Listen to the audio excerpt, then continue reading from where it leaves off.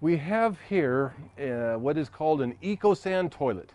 The toilets here are basically a pit latrine. They dig a hole in the ground and they put a base over it, and that's the latrine. So this is an answer that is maybe a little more environmentally friendly.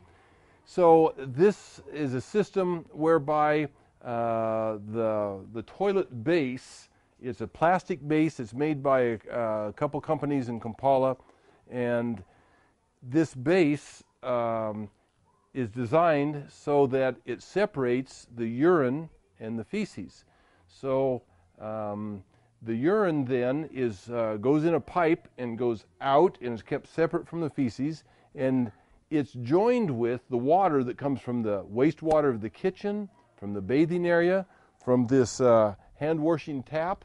And so that gray water then mixes with the urine, and it then is piped out and goes behind the houses, and it waters a series of trees, either some bananas or maybe it's a mango or avocado, so that those plants then are watered and fertilized by the urine every day, and so it utilizes that waste product, and it takes care of its use.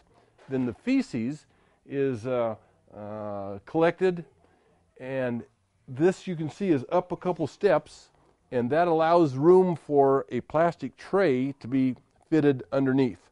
And then the feces is collected in that tray. In the houses here, they're cooking with charcoal, and so that produces ash. So every day they take the ash from their cooking and they put it in on top of the feces, which tends to dry it and to raise the pH.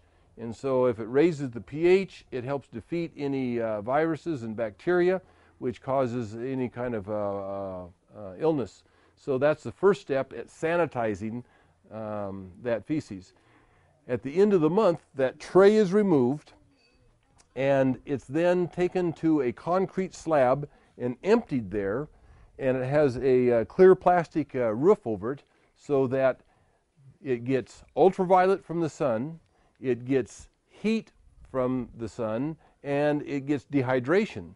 All of those things then also tend to defeat the pathogens in that feces. At the end of a month, it is dry, and so then we cover that whole layer with some shavings and some soil, and we pile it at the back in a bin where it can compost.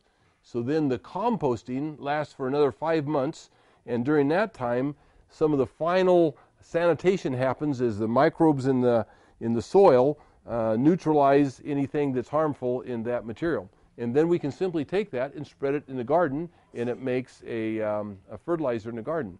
Now, the only caution that some of the literature says about that is not to use it for a root crop that you eat raw. There could be something, and it could cause something, but an illness. But see, if we grow corn, all that nutrients is coming up through the plant, and so there's nothing that's harmful that comes as it goes through that plant like that. So we could grow corn, we could grow simsim, which is sesame. So there's a number of crops that are fine for use like that because they're not a root crop. We could grow plants of fruit trees, everything like that would be fine. So this is a system, and you might have noticed we're not seeing a cloud of flies coming out of here. So this seems to answer the question of many flies and of bad odor. It just has almost no odor at all, so it's a huge improvement over a pit latrine. So we're very pleased with the results of this application for our sanitation. So in this application, of course, the urine, there's a hole here, so the urine is collected in this area. And then the feces, you can simply take your foot here, lift this cover off, and then the feces is collected in this hole with the tray underneath.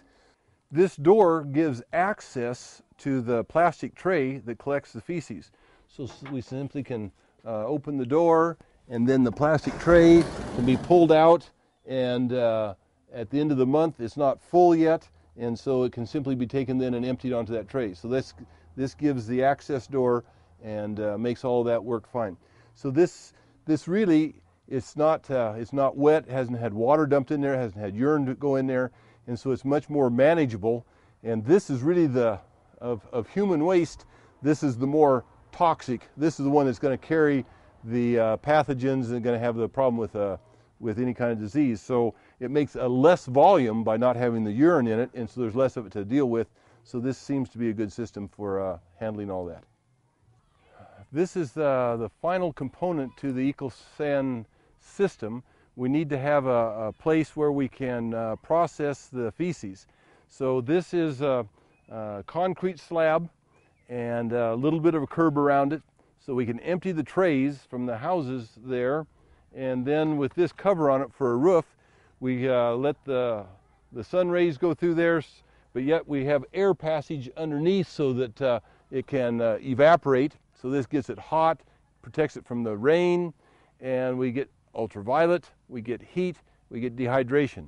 And all those things help defeat all those pathogens as that dries. This is just a thin bars for a roof, so it makes it